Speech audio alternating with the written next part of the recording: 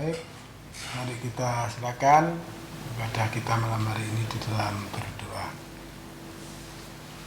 Tuhan Yesus, terima kasih, puji syukur atas berkat kasih penyertaan yang telah Bapa berikan dalam kehidupan kami dari pagi hingga malam hari ini, dan Bapa boleh mengumpulkan kami kembali bersama kasih Bapa, Pak Gunawan, Mbak Nawati, Mas Rudi, Mbak Nari, Mbak Dina, Mas Abdi, dan Mas Asani, juga anak kami, baik Ornil, Afeng, Nathan, Dimas, Ageng yang membantu dalam proses ibadah ini. Kiranya Bapa yang melayakkan kami. Demikian juga dalam beribadah ini kami bersama saudara kami yang di rumah, siapkan hati, pikiran, dan roh kami dengan kuasa Bapa, sehingga semuanya boleh kami lakukan dengan sukacita untuk mendengarkan menerima firman Bapa. Pak Gunawan yang Bapa berkati dengan kasih Bapa untuk menyampaikan nikmat firman malam hari ini, kiranya Roh Kudus yang menuntun, menguasai hidupnya, sehingga setiap ucapan perkataan yang keluar dari mulutnya berasal dari Tuhan Yesus di dalam kuasa Roh Kudus, dan jauhkanlah dari segala akal budi ataupun kedagingannya, sehingga firman ini menjadi berkat bagi kami semuanya. Demikian juga kami serahkan listrik dan wifi yang kami gunakan. Bapak berkati, Bapak lindungi dari segala macam gangguan, sehingga perjalanan ibadah benar-benar menjadikan kemuliaan bagi nama Kristus. Itulah doa dan permohonan kami dari awal hingga akhir, kami serahkan ke dalam tangan Tuhan Yesus, karya Bapa yang terjadi atas kami. Haleluya, amin. Mas Rudi untuk doa pengampunan dosa, Mbak Dina untuk doa pembukaan, nanti Bro Kuasani untuk doa syafaat penutup. Firman-Nya Bu Erna, Yakobus 1, 5-7.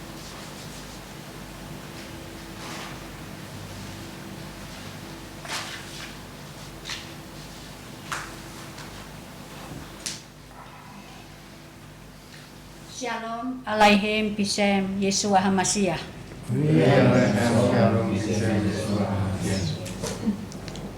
Saudara-saudaraku, alangkah bahagianya pada malam hari ini atas perkenan Tuhan Yesus, kita masih beroleh dan bisa beribadah bersama-sama dengan saudara-saudara kita yang berada di rumah. Bertemu dengan Tuhan Yesus sungguh membahagiakan kita semua.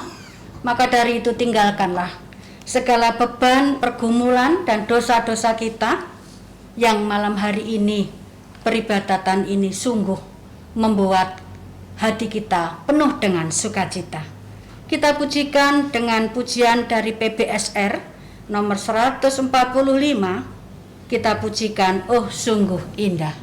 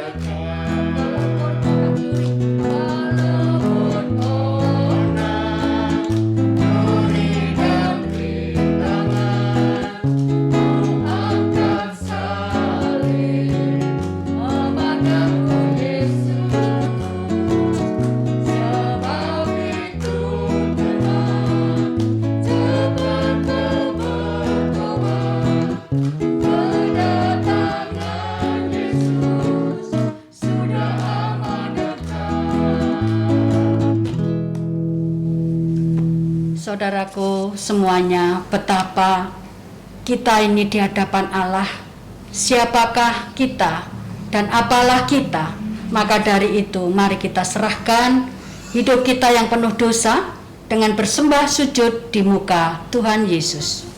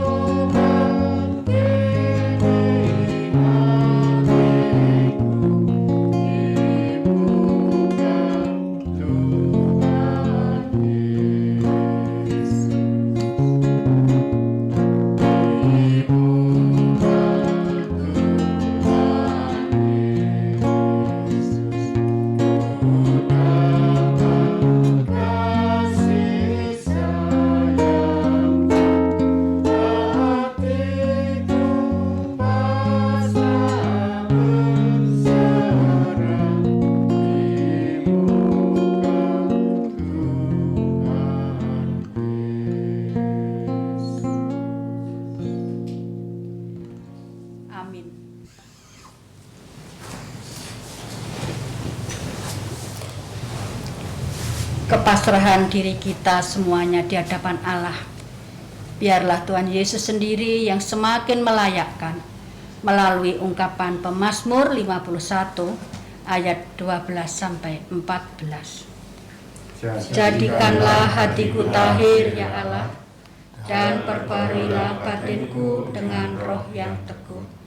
Janganlah membuang aku dari hadapanmu, dan janganlah mengambil roh yang kudus daripadaku. Bangkitkanlah kembali padaku kegirangan karena selamat yang daripadamu, dan lengkapilah aku dengan roh yang rela. Doa pengampunan dosa.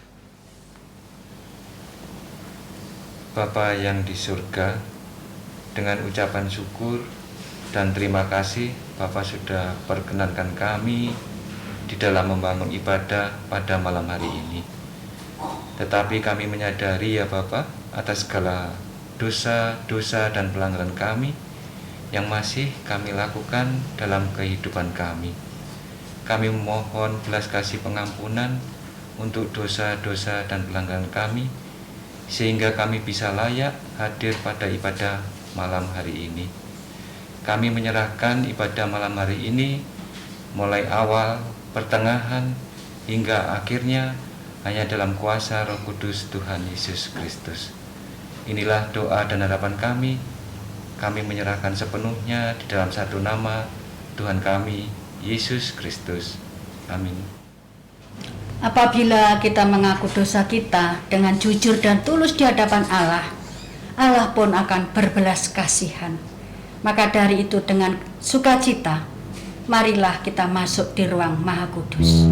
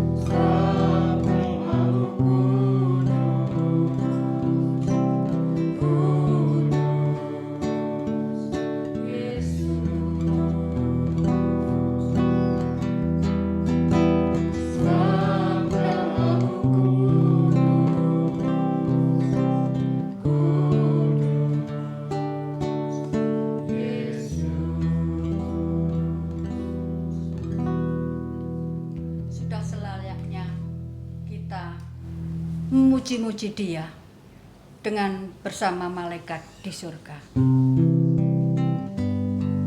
Bersama malaikat di surga,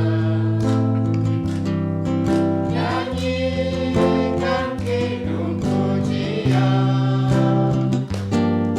bermasmur berkidung, muliakan nama-Mu.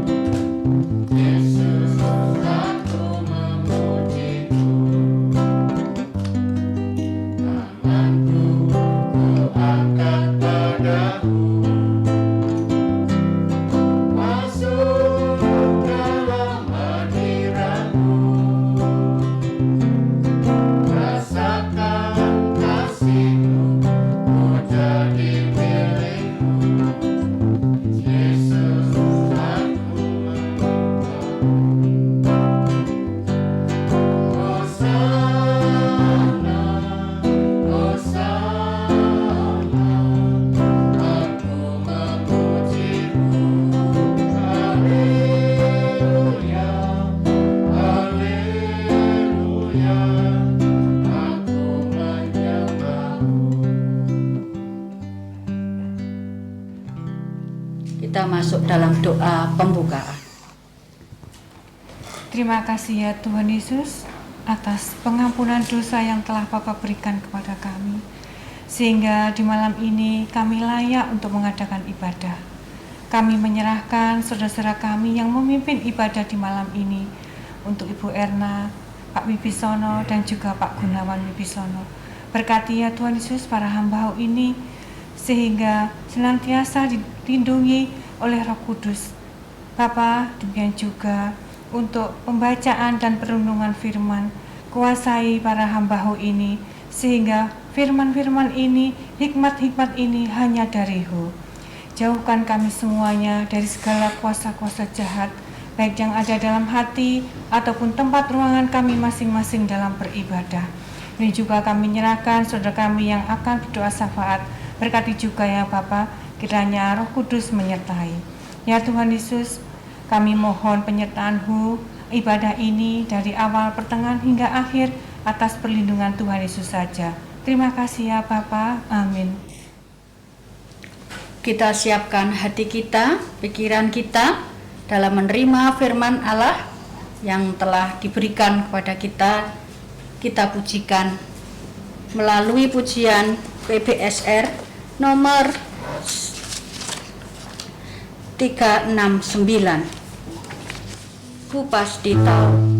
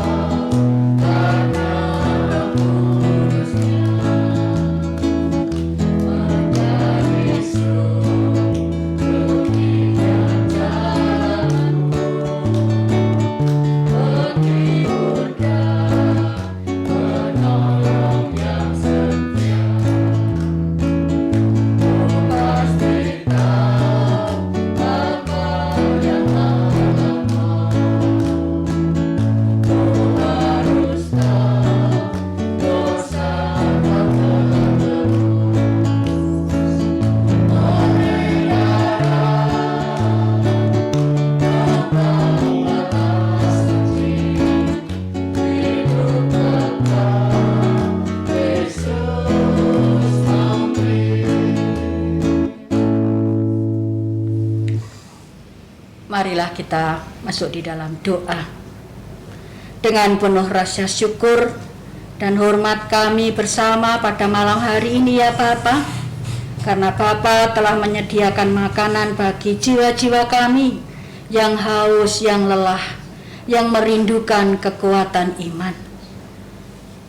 Firman yang hendak kami rasakan bersama dan kami renung-renungkan, kami hanya bermohon kuasa Roh Kudus yang menerangi hati pikiran kami, mengingat keterbatasan dan ketidakmampuan di dalam kami mencerna.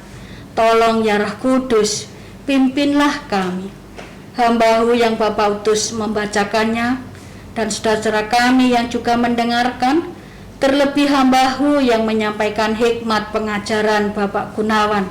Bapak berkati semuanya dengan kuasa Roh Kudus-Mu. Kami serahkan ya Bapak pembacaan firman ini di dalam tangan pengasihan-Mu. Amin.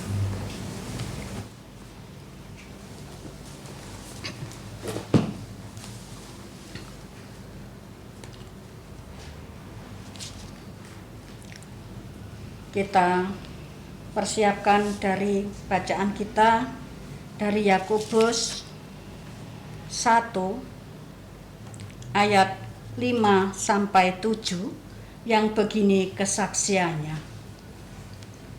Tetapi apabila di antara kamu ada yang kekurangan hikmat, hendaklah ia memintakannya kepada Allah, yang memberikan kepada semua orang dengan murah hati dan dengan tidak membangkit-bangkit, maka hal itu akan diberikan kepadanya. Hendaklah ia memintanya dalam iman, dan sama sekali jangan bimbang, sebab orang yang bimbang sama dengan gelombang laut yang diumbang-ambingkan kian kemari oleh angin. Orang yang demikian janganlah mengira bahwa ia akan menerima sesuatu dari Tuhan. Amin.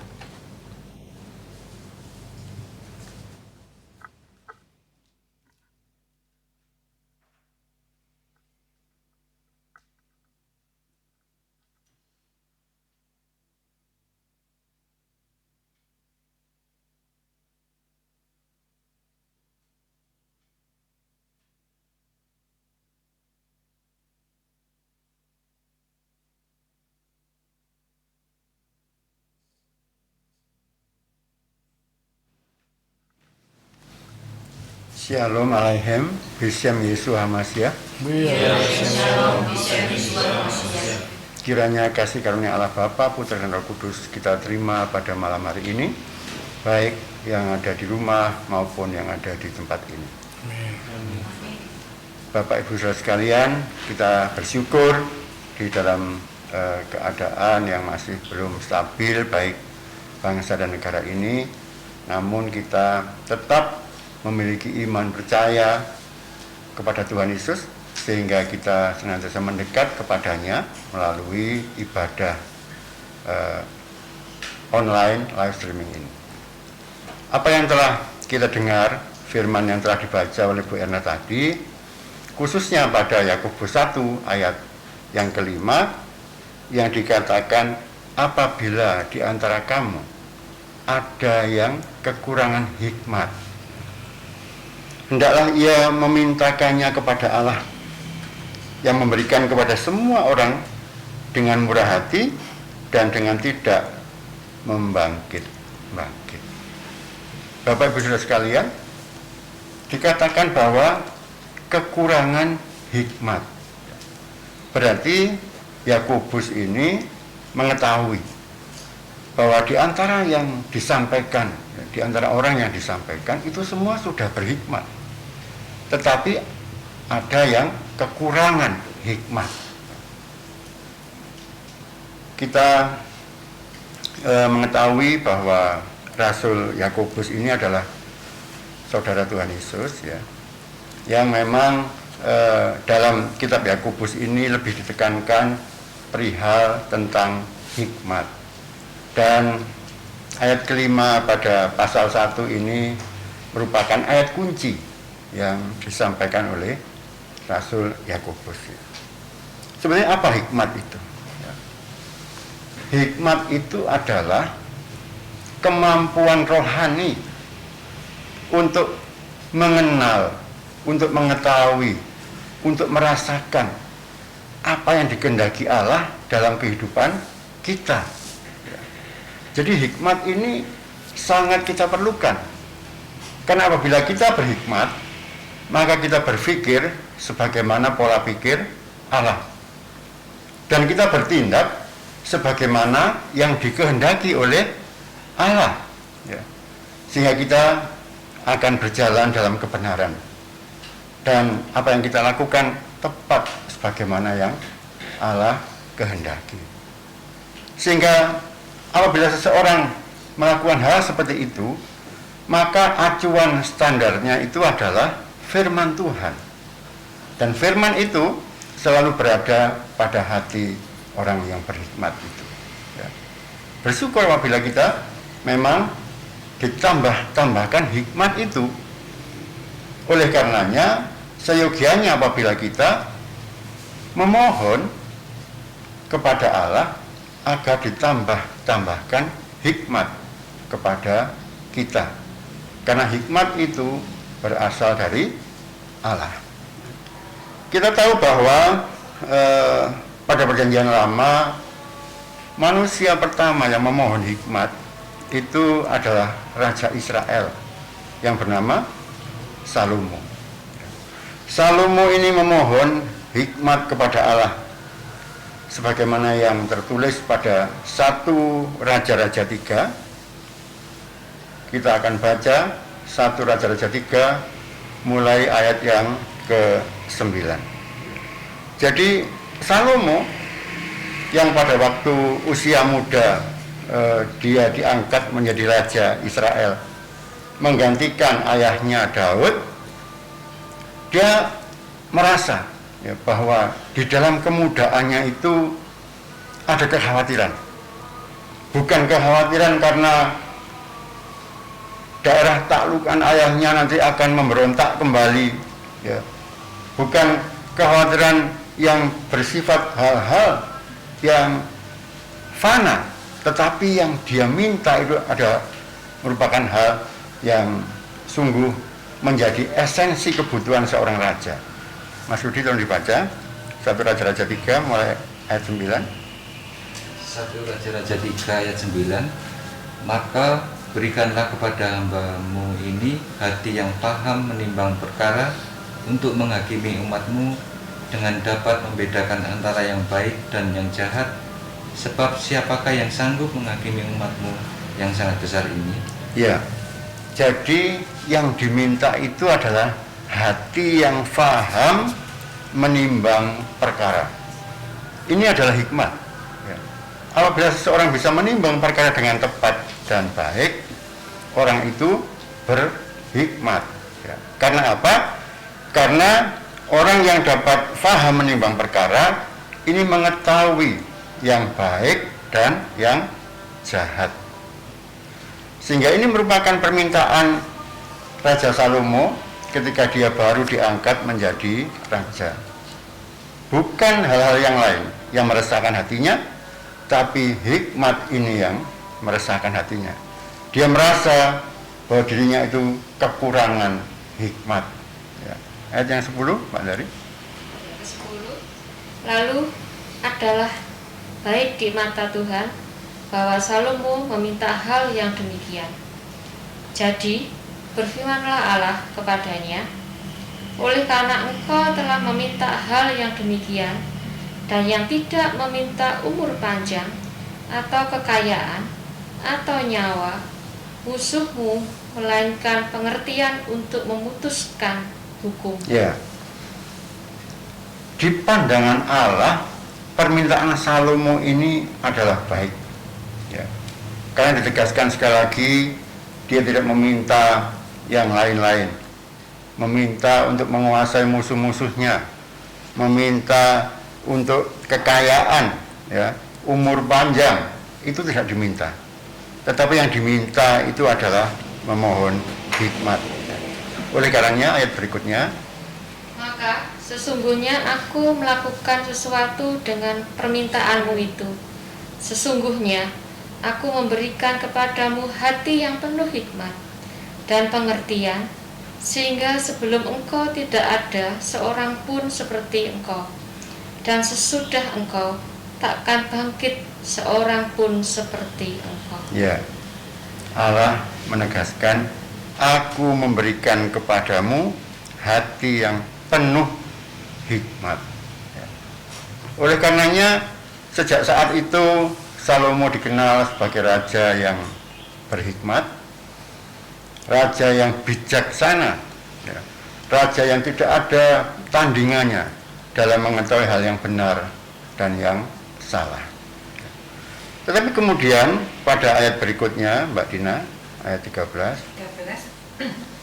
Dan juga apa yang tidak kau minta, aku berikan kepadamu, baik kekayaan maupun kemuliaan, sehingga sepanjang umurmu takkan ada seorang pun seperti engkau di antara raja-raja. Ya, jadi ternyata permintaan dari Raja Salomo, yaitu agar dia berhikmat, ini mendapat bonus dari Allah. Bonusnya adalah kekayaan dan kemuliaan. Ini bonus yang tidak main-main. Karena setelah itu terbukti bahwa Raja Salomo itu menjadi raja terkaya. Ya. Kita tahu bahwa dengan membangun bait Allah dengan emas yang ribuan ton, ya kalau kita hitung itu. Dan saya kira apabila kita melihat pada zaman Salomo, barangkali di belahan dunia ini tidak ada yang lebih kaya daripada Salomo. Ya, jadi dia diberkati oleh kekayaan. Demikian juga kemuliaan, namanya tersohor, termasyhur di antara seluruh Timur Tengah. Dan raja-raja yang bagaimanapun juga ingin datang, ingin bersembah sujud, ingin berwawancara, ingin berbicara kepada Salomo itu menimba hikmat ini. Ya. Jadi tambahan bonus kekayaan dan kemuliaan diberikan kepada Allah kepada Salomo. Tetapi kita harus memperhatikan ya, bahwa tambahan bonus ini kira-kira bagaimana efek terhadap Salomo ini. Ya. Karena kalau kita melihat keadaan Salomo pada usia senjanya, maka kita bisa mengetahui bahwa sesungguhnya hal ini membuat dirinya itu menjadi salah dalam melakukan kehidupannya. Ya. Jadi ketika Salomo masih dalam kondisi yang penuh hikmat, dia mengatakan dalam Amsal 3 ayat 13 dan 14 Mas Adi. Amsal 3 ayat 13 14. Ya. Berbahagialah orang yang mendapat hikmat, orang yang memperoleh kepandaian, karena keuntungannya melebihi keuntungan perak dan hasilnya melebihi emas. Ya. Keuntungannya melebihi keuntungan perak dan hasilnya melebihi emas. Jadi sadar sekali Salomo bahwa apa yang didapat pada waktu itu sangat berharga. Emas yang dimilikinya meskipun beribu-ribu ton, ya, tidak ada artinya dibanding dengan hikmat yang dia terima ini. Apalagi perak-peraknya. Ya. Tetapi sayang, pada usia senjanya Salomo ini oleh karena kekayaan dan kemuliaannya, maka dia tidak lagi bertahan di dalam hikmat Allah. Oleh karena kesukaannya dan oleh karena banyaknya jumlah istrinya, pada usia senjanya istri-istri mudanya menggodanya, sehingga dia kemudian menyembah Allah lain. Ya. Dan oleh karena kesalahan Salomo ini, maka kerajaan Israel terpecah menjadi dua, Israel bagian utara dan Yehuda bagian selatan. Dan kalau kita melihat kondisi Israel utara, itu ada 25 dinasti raja, yang mana dari ke-25 dinasti raja itu ada sejumlah besar raja, yaitu 21 raja bersifat fasik dan jahat. Jadi ini adalah hasil dari kesalahan yang mengakibatkan hal yang demikian ini. Ya. Bahkan kalau kita baca dalam 2 Raja-Raja 17 ayat 7 itu, ya, dikatakan bahwa hal itu terjadi karena orang Israel telah berdosa kepada Tuhan Allah mereka, yang telah menuntun mereka keluar dari tanah Mesir, dari kekuasaan Firaun, dan karena telah menyembah Allah lain. Jadi kekayaan dan kemudian kemuliaan itu menyeret seseorang untuk kemudian meleset dari tujuan Allah semula dan dia lebih mengarahkan dirinya kepada Allah lain. Ini adalah satu tantangan bagi kita pada zaman ini, ya. Karena apabila kita ini dihadapkan pada sesuatu yang seperti itu, bagaimana kita menanggapinya? Ya. Kalau ditanya, ya kan, apakah kita ingin memperoleh hikmat atau kita ingin memperoleh kekayaan? Kira-kira jawaban kita apa? Berat rasanya ya untuk mengatakan kita tidak ingin kekayaan. Namun kita tahu bahwa hikmat itu membawa kita faham, ya, mengenai hal-hal yang dikehendaki Allah, dan melalui hikmat itu kita diberi kekuatan untuk melakukan hal-hal seturut dengan kehendak Allah. Memang jujur ya, saat ini kita juga bisa mengatakan, loh kan ada, ya kan, orang yang meminta kekayaan kemudian diberikan dan orang itu tetap baik, ya. Kalau kita ingat nama Yabes, ya, kita ingat doa Yabes, bahkan ada lagunya ya, doa Yabes ya. Ada yang bisa menyanyikan? Kiranya Engkau memberkati aku berlimpah-limpah, ya. Jadi permintaan Yabes itu minta hal yang berlimpah-limpah, ya. Bahkan hanya itu, dan memperluas daerahku, ya, daerahnya minta diperluas, ya. Kemudian, dan kiranya tanganmu menyertai aku dan melindungi aku daripada malapetaka, sehingga kesakitan tidak menimpa aku. Ya, jadi yang diminta itu adalah hal-hal yang sifatnya kekayaan, harta yang melimpah, kesehatan. Tapi Yabes menerimanya, ya. Namun hati-hati ya, karena Yabes ini meminta itu bukan untuk dirinya sendiri. Dia ini dari keluarga miskin yang tidak punya apa-apa. Tapi kemudian berkat ini diberikan kepada semua yang membutuhkan. Yabes sendiri hatinya tidak berpaut pada hal itu, ya. Nah, Bapak Ibu Saudara sekalian, kalau kita ingat bahwa kekayaan itu sebetulnya adalah godaan. Salomo saja yang berhikmat jatuh oleh karena kekayaan dan kemuliaan ini. Maka kita pun harus sangat berhati-hati dalam kehidupan kita saat ini, karena godaan kekayaan dan kemuliaan ini tetap ada hingga kita saat ini. Tuhan Yesus saja, ya, juga digoda oleh kekayaan ini. Bagaimana iblis itu senantiasa memberikan kepada kita peluang-peluang untuk hidup dalam kedagingan kita, ya, untuk diseret menuju kepada kehidupan yang fana ini, yang kemudian berakhir pada kondisi yang tidak sesuai dengan apa yang kita harapkan, terlebih tidak sesuai dengan apa yang direncanakan Allah dalam kehidupan kita, ya. Jadi apabila kita dihadapkan pada pertanyaan seperti itu, ingatlah ya, bahwa hikmat itu menuntun hidup kita dalam bertindak secara benar dan tepat. Barangkali dalam bahasa Jawa itu ada istilah benar dan juga benar, ya. Jadi benar dan benar itu ada bedanya, ya. Benar itu memang benar, ya. Benar itu tepat, ya. Tepat, benar.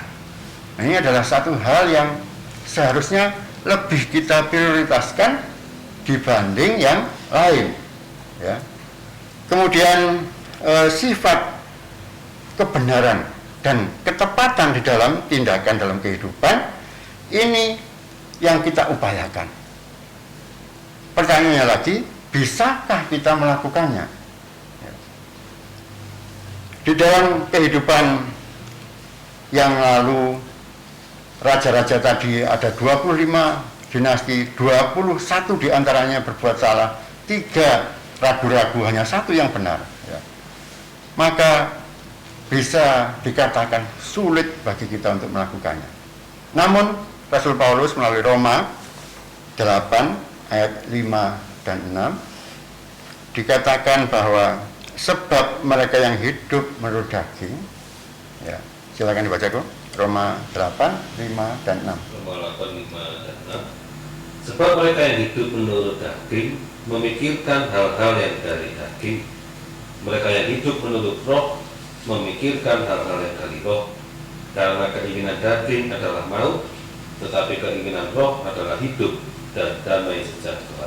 Ya, kata roh di Roma 8, 5 dan 6 ini berhurufkan R besar, ya, R-nya besar. Artinya kita itu bisa melakukan hal tadi itu berhikmat apabila roh ini yang menuntun kita. Karena apa?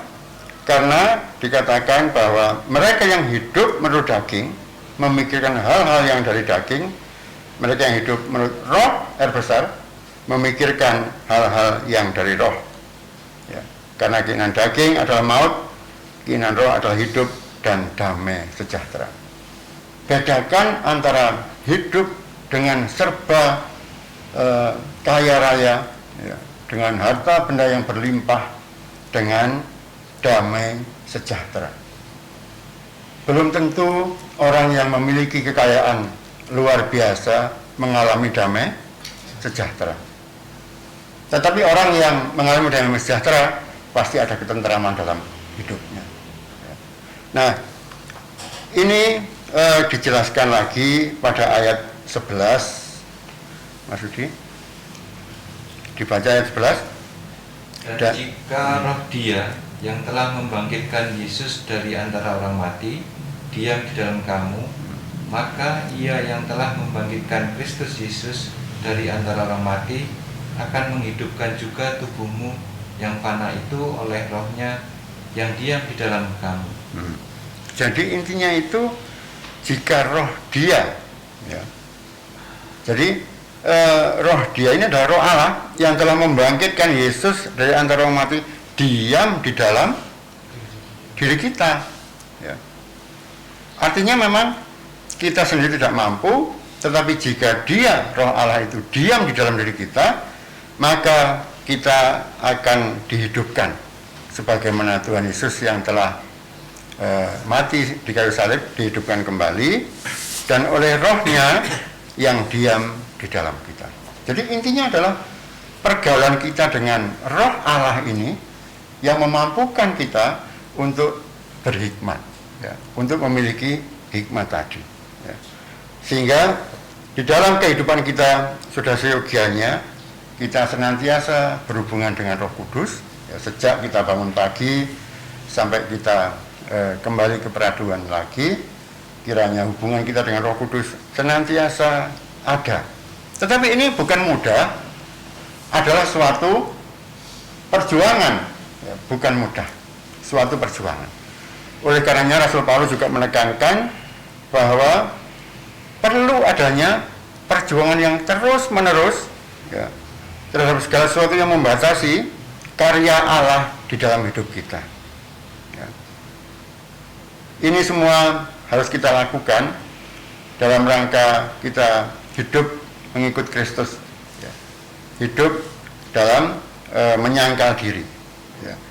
Dan terus kita mohon agar hikmat itu diberikan, karena kita percaya kalau kita baca Amsal 2 ayat 6, yang memberikan hikmat itu adalah Tuhan. Mbak Dari? Amsal 2 ayat 6. Karena Tuhanlah yang memberikan hikmat.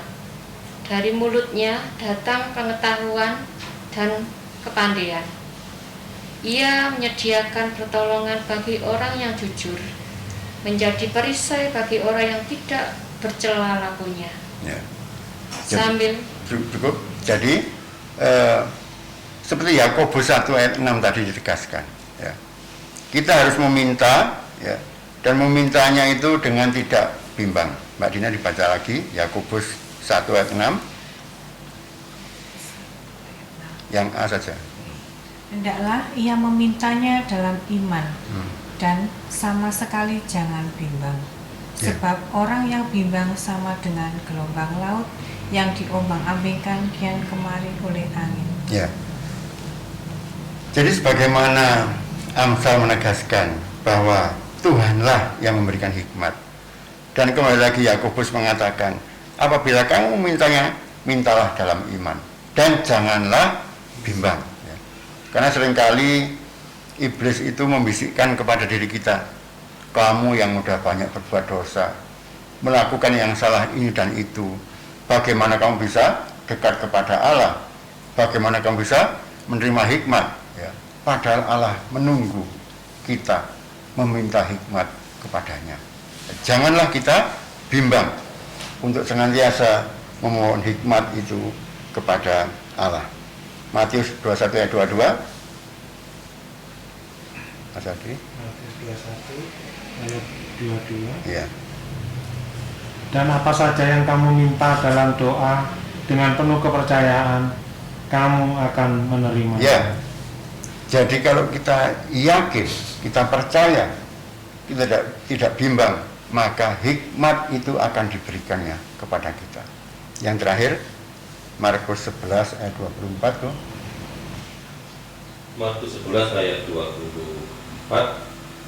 Karena itu aku berkata kepadamu, apa saja yang kamu minta dan doakan, percayalah bahwa kamu telah menerimanya, maka itu akan diberikan kepadamu. Percayalah Bapak Ibu Saudara sekalian, apabila kita sungguh-sungguh meminta hikmat kepada Allah, maka hikmat itu akan diberikan dan kita akan hidup dalam kebenaran Tuhan oleh karena kasih Kristus kepada kita semuanya.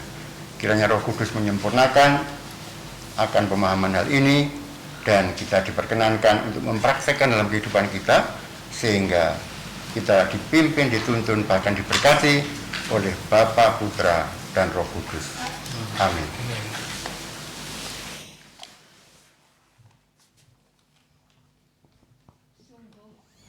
Alangkah baiknya Tuhan Yesus.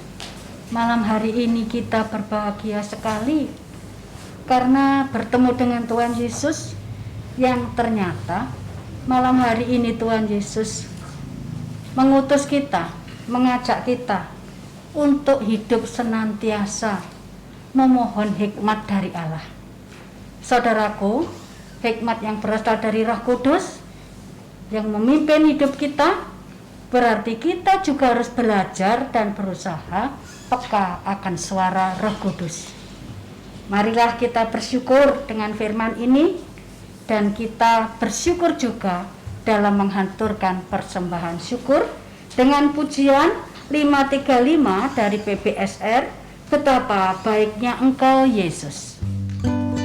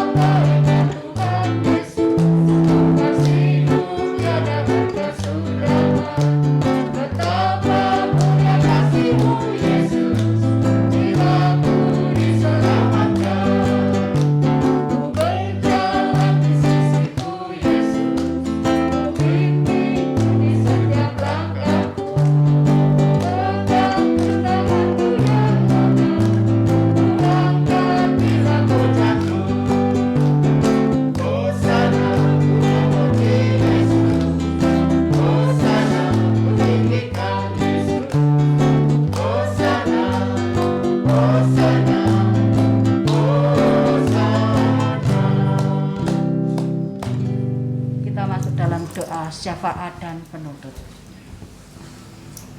Sungguh kami mengucap syukur Bapa pada malam hari ini atas perkenan Bapa waktu yang telah Bapa berikan bagi kami untuk bersama-sama membangun ibadah. Terlebih buat firman yang telah Bapa taburkan. Kiranya firman ini boleh menjadi kekuatan dan Roh Kudus memampukan kami untuk melakukannya dalam kehidupan kami. Bapa, saat ini kami menyatukan hati, kami berdoa bagi persekutuan doa bentukan Bapa yang ada di kota-kota di Jawa Timur, di Jakarta, Ambon, Makassar, juga di Yogyakarta.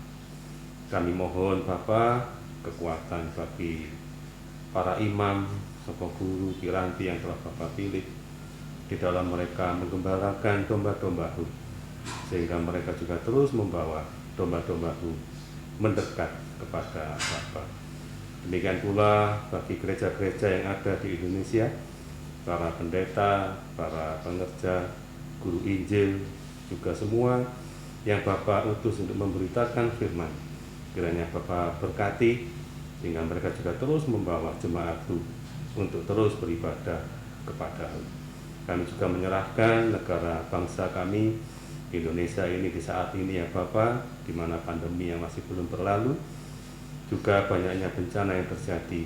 Kami mohon kiranya para pemimpin yang ada dari pusat sampai ke daerah, Bapak kiranya juga memberikan hikmat bijaksana di dalam mereka mengambil keputusan yang tepat untuk membawa negara kami melewati semuanya ini. Terima kasih Bapak, kami juga menyerahkan persembahan sukarela yang telah kami kumpulkan, kiranya juga Bapak berkenan memberkatinya. Terima kasih Bapak, demikian ibadah kami, dan akan kami akhiri dengan doa yang telah Bapak ajarkan. Doa Bapa kami. Bapa kami yang di surga, dikuduskan namamu, datanglah kerajaan-Mu, jadilah kehendak-Mu di bumi seperti di surga.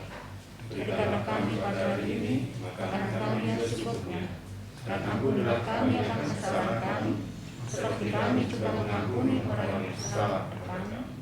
Dan janganlah membawa kami dalam pencobaan, tetapi lepaskanlah kami daripada jahat. Karena Bapa yang punya kerajaan dan kuasa dan kemuliaan sampai selama-lamanya. Amin.